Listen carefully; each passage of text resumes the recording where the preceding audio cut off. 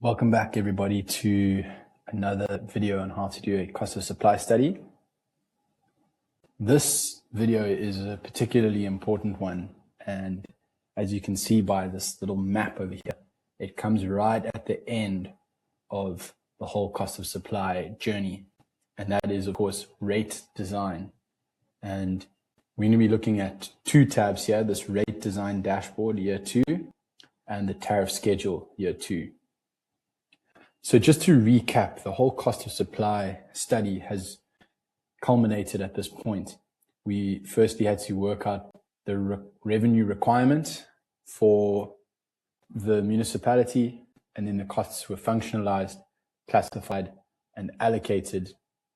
And now we have an idea of what our cost reflective tariffs could be, and we can get to designing those tariffs. There's a few things to take note of right at the beginning. And firstly is that this year 2 rate design dashboard is only designing tariffs for year 2. So you could, in other words, say we're designing tariffs for next year. The tool currently doesn't have functionality to design for years 3 and year 4 and year 5. So for the time being, what we suggest to municipalities is that you repeat this process of filling out the tool from start to finish every year, and you design tariffs based on those results. This is the safest way to ensure that you are keeping track of your costs and how much it costs to supply your customers. Now that that's out the way, I'm going to take you through how this rate design dashboard looks. So as you scroll down to row 15, you see this block here, results before phasing.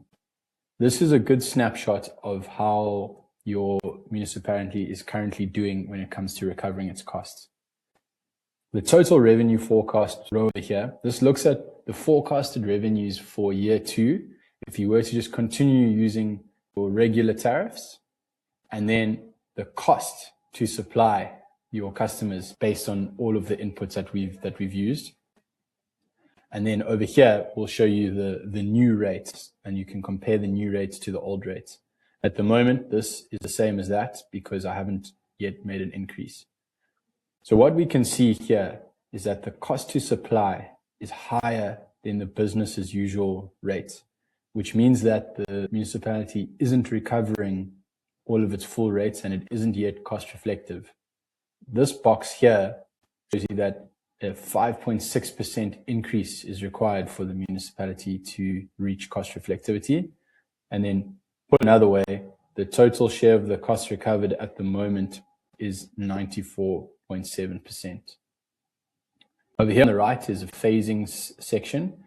And because we suggest doing this every year, we're not going to touch on the phasing. But you could say, for example, you wanted to phase in your cost reflect tariffs over 3 years, and you could do that. And then you can show the analysis for each of the years. But because we're just going to do 1 year, we're not going to touch that.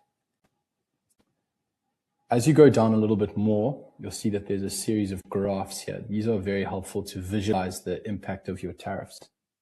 Over here in the beige colored graph, these are the business as usual revenues. So you can see currently with your domestic prepaid customers, you are under recovering by 15%. With domestic conventional customers, you're over recovering by 18%. And as you work your way down through all the customer categories, you can see there's either an under or an over recovery. Something that's very important to highlight at this moment is that cross subsidies are allowed by NERSA. In fact, there's no electrical utility in the world that doesn't use some form of cross subsidy. In order to keep rates affordable for those most vulnerable, you sometimes need to cross subsidize from other categories. And often what we find is that commercial customers and manufacturing and industrial customers will cross subsidize domestic customers. The most important thing as a municipality designing tariffs is that you need to have a cross subsidy structure in place and ideally have that published so that if businesses or the chambers of commerce or whoever it might be comes to question their electricity rates, you at least have a cross-subsidy framework in place. You also need to cross-subsidize fairly. You can't charge, say, a manufacturing customer 200% and then give domestic customers free electricity. You need to do it within a framework. So it's very important to make sure you have that and it's defensible and that it's balancing fairness and affordability.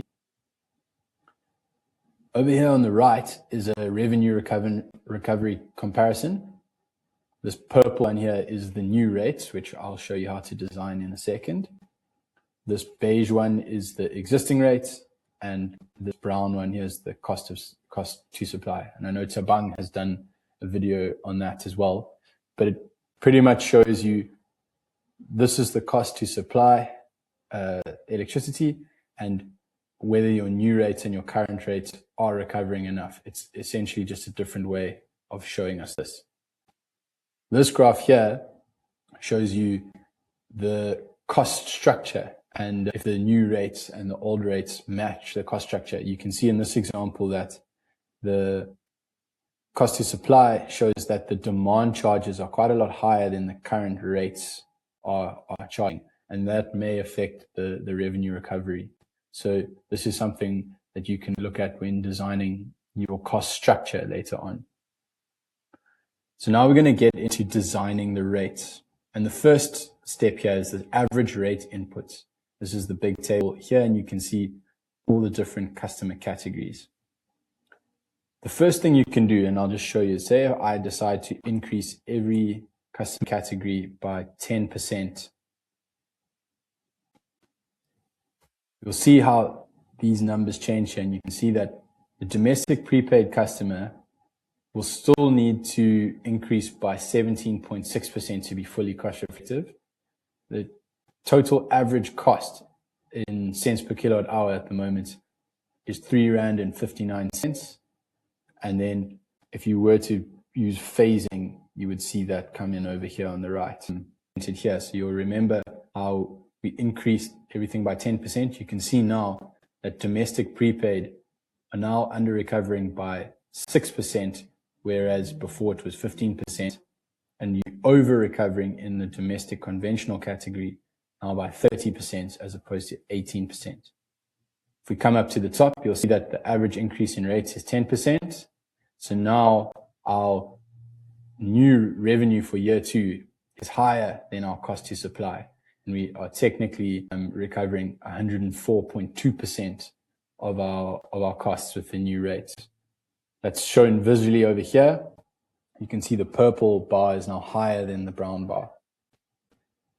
You can also see that because we didn't change the structure of the tariffs just yet, the structure in the new rate is the same as in the business as usual rates from the previous year. So let's say we're going to stick with 10% increase for now. All right, so if we come down here to the rate structure inputs, you can see again all of our customer categories. And if we scroll across over here, you can see in column N, we have the share of revenues recovered from variable charges, so cents per kilowatt charges. Then in column Q, it's the share of revenues recovered from demand charges. And then column 3 is the share of revenue recovered from fixed charges.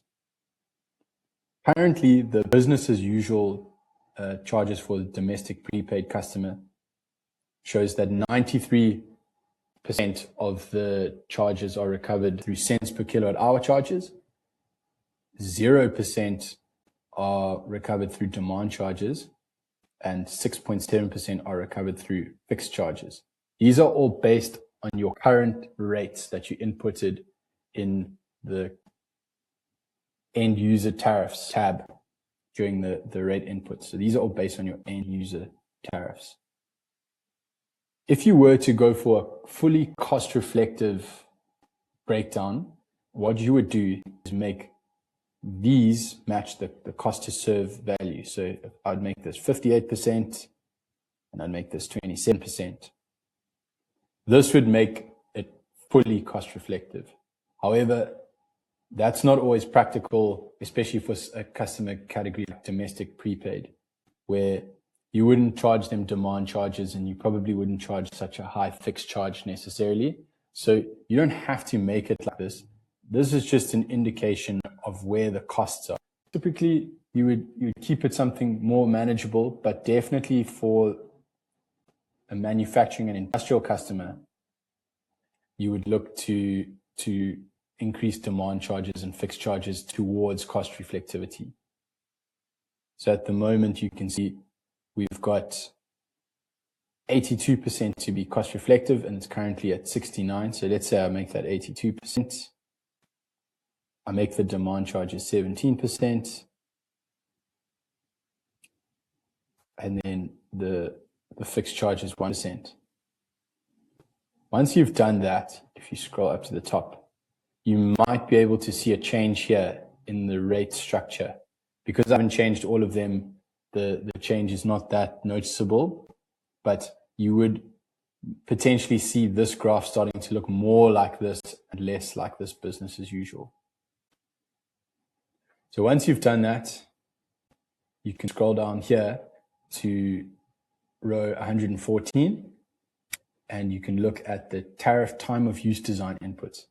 Let's say, again, we'll use domestic prepaid customers as an example. Let's say you wanted to charge them time of use. You would check here. Let's say I do want to make a time of use, I make that true. If I don't want to be time of use, I'll make it false. Do I want there to be a seasonal element to it? True or false again? And do I want the demand also to have a seasonal element to it as well? You can see this whole block is true at the moment. That doesn't mean that because this is true that you suddenly will have time of use. You need to change the time of use pricing signals here in this table. So to start with, 100% at peak time and 100% in standard time and 100% at off peak means that the price is the same throughout the day. There will be no change. It will be 1 rand per kilowatt hour no matter the day. If you decide to make the peak something like 200, it means it's going to be double the standard. And you can see then it reduces the off peak to 57%. This is just a way of matching the demand patterns of customers. So during peak times of the day, same as the Eskom tariffs, they're much higher than standard and off peak. So you can replicate that as well, depending on whichever customer category you think it's appropriate to. For our example, I'm going to keep it like this, and I'm going to keep domestic conventional at straight 100% in each case, so we can compare them later. So once you've done that, you can come back up and recap. You can look again at how much you're recovering, how your cross subsidies look, what the average increase is in rates for each different customer category. We could make this 15%. They don't have to all be the same. You can see the rate structure, how it's broken down, and you can see if there's a time of use element as well. It's very important to note that every decision you make must be documented in your report, and it must be defensible to NERSA.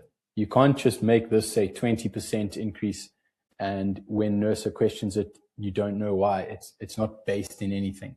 So you need to say why it's increasing, and especially if you're changing the rate structure with the time of use, or say more demand charges or fixed charges, then you need to be able to defend why you've done that, and that will be based on your results.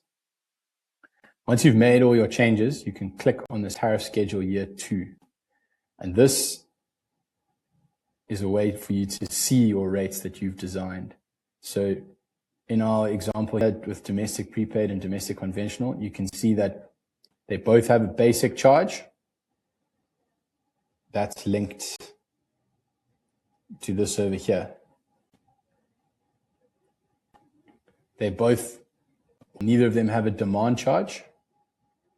That's because we have 0% in there. If I make this say 10%, you'll see how now there's a negative basic charge and a demand charge because I've just changed it. So let's say I make this 5% just so that we're good. Yeah. If I make that Now you'll see that there's a basic charge, a demand charge, and the normal energy charge that we're familiar with. You'll remember as well that we did opt for seasonal time of use tariffs. So we've got a high season and a low season for demand, and we have off-peak standard and peak for high and low season for the energy component. If you scroll down here, you'll be able to see a comparison of the new rates and the old rates. So you'll be able to see last year's rates. We charged a basic charge of 77 Rand and an average energy rate of 3 Rand for a total average rate of 3 Rand 27. The revenue from that was 71.9 million.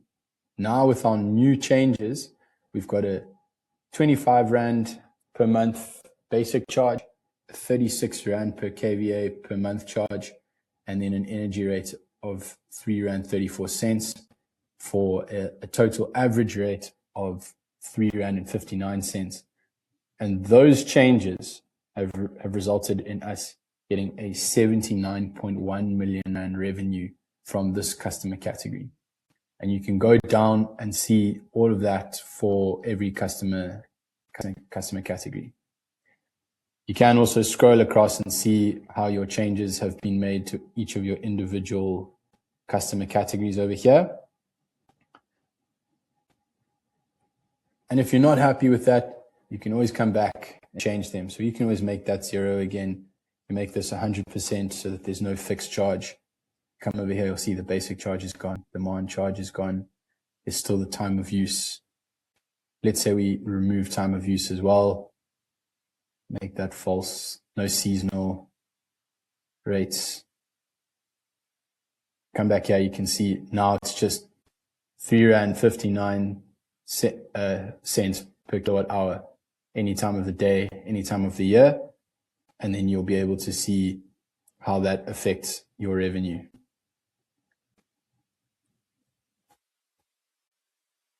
So once that's all said and done and you've experimented, you then will have completed your rate design, and that's when you can then get working on your support, your supporting documents, your report, and you can submit your tariffs to NERSA. Just in closing on this video, it's important to say that tariff design is a bit of an art and a science. You need to be able to balance affordability and revenue recovery. It's very important to design your rates so that although you may well be cross-subsidizing, that you aren't unfairly targeting the affordability of any one particular group to such a point where it could be taken to court. You need to try and balance the affordability amongst all the categories while still cross-subsidizing. So this is something that will take a bit of trial and error, but using the principles of the cost reflective tariffs that you would see here and balancing that with affordability is the right way to go.